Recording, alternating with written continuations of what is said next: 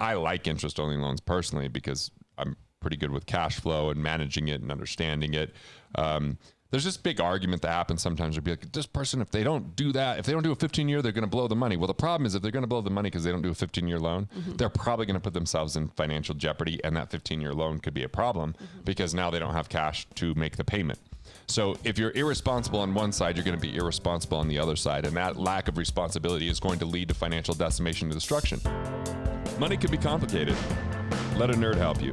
We're here to demystify the complex nature of money by getting you answers from financial nerds and whiz kids. Welcome to Ask the Money Nerds, a weekly segment of the Wealth Labs podcast where we answer your most pressing money questions.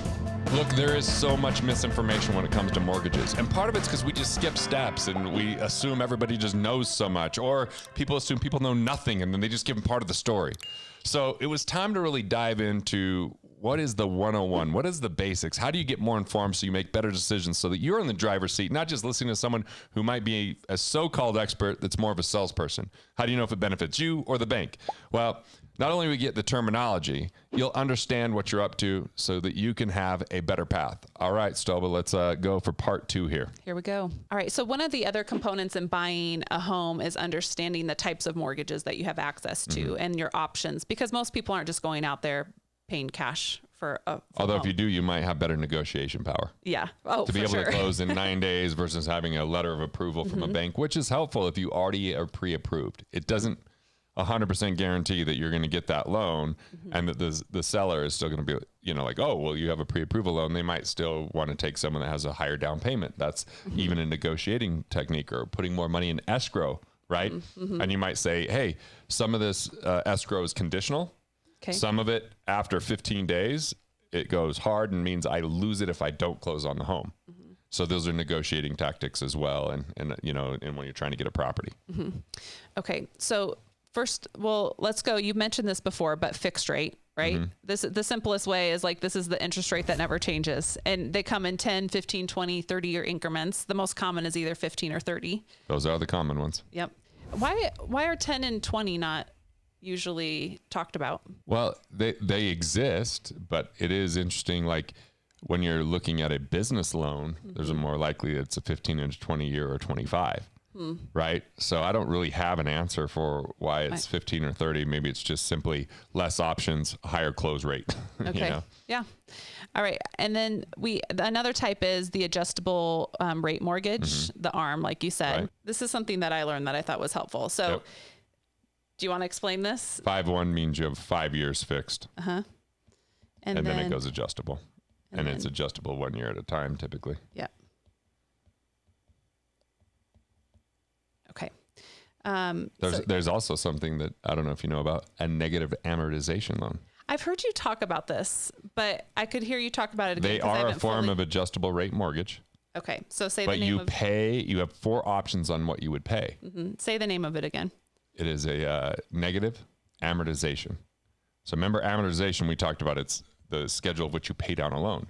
Negative means you're not even covering the interest. So they're adding more interest to the loan because you're paying such a low amount. Okay. And these were really popular back in the day.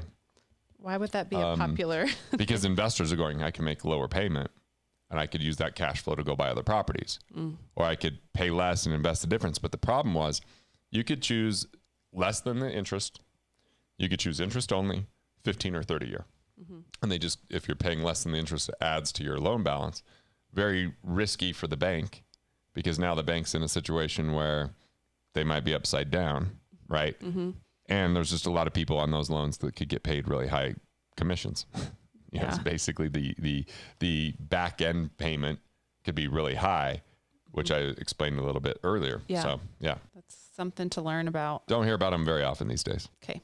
How about an FHA loan, the Federal Housing Administration loan? Yeah, FHA, like they have a lot of stuff for maybe first-time home buyers or, like loans that way. I mean, there's all sorts of different organizations for people that were in the military, veterans type of loans. The VA loan. And those VA loans can be really like amazing rates and those kind of things. Is kind of a something to, for the service that people have given. And then they get kind of this, incentive later on in life. So that's something. But FHA loan. My very first loan was an FHA loan. So is it typically for someone who has a low credit score, an FHA loan?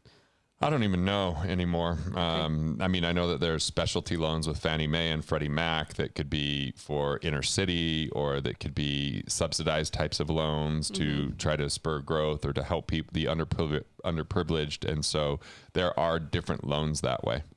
One of the loans that I recently learned about was that the USDA, the U.S. Department of Agriculture, has loans for buying homes. And it's, I guess, the way that I understand it is, it's typically for people who are looking to buy in rural areas. And I thought that was interesting. The Department of Agriculture loans for a home. I did not know that. And you had talked earlier about interest only loans. Do you just want to do a brief summary of that for this episode? Yeah, most of the time I see interest-only loans being like a 5, 7, or 10-year fixed interest rate. Then it becomes variable after that. Or even if it's a 30-year loan, after the 10 years, it amortizes.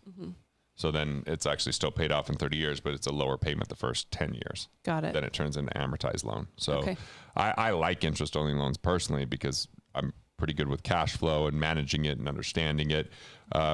There's this big argument that happens sometimes. Would be like, this person, if they don't do that, if they don't do a 15-year, they're going to blow the money. Well, the problem is if they're going to blow the money because they don't do a 15-year loan, they're probably going to put themselves in financial jeopardy, and that 15-year loan could be a problem because now they don't have cash to make the payment. So if you're irresponsible on one side, you're going to be irresponsible on the other side. And that lack of responsibility is going to lead to financial decimation and destruction.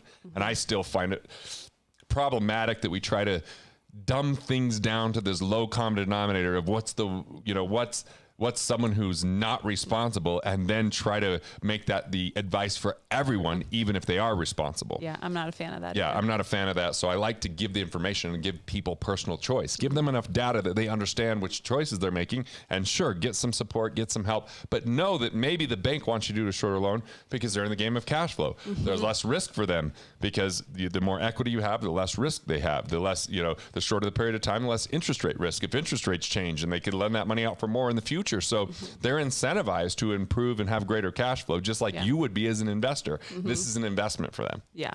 And this is a great reminder for all of us to be invested in our own personal cash flow, just like the banks are. Right. And so I'm just hoping that I got to tell you, just get annoyed with like, biweekly payments is going to save you, 5 years. Well, yeah, but you're not telling the whole story.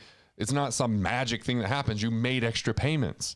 So you made those payments, right? So that's not magic. Or got to get that 15-year loan. I'm going to save so much interest, but not understanding you forfeited the right to earn interest. You lost control of your money. You may have minimized some of your tax deductions, although tax tail wagging the dog isn't the way to do it. I don't make these decisions based upon tax alone. It's a minor consideration.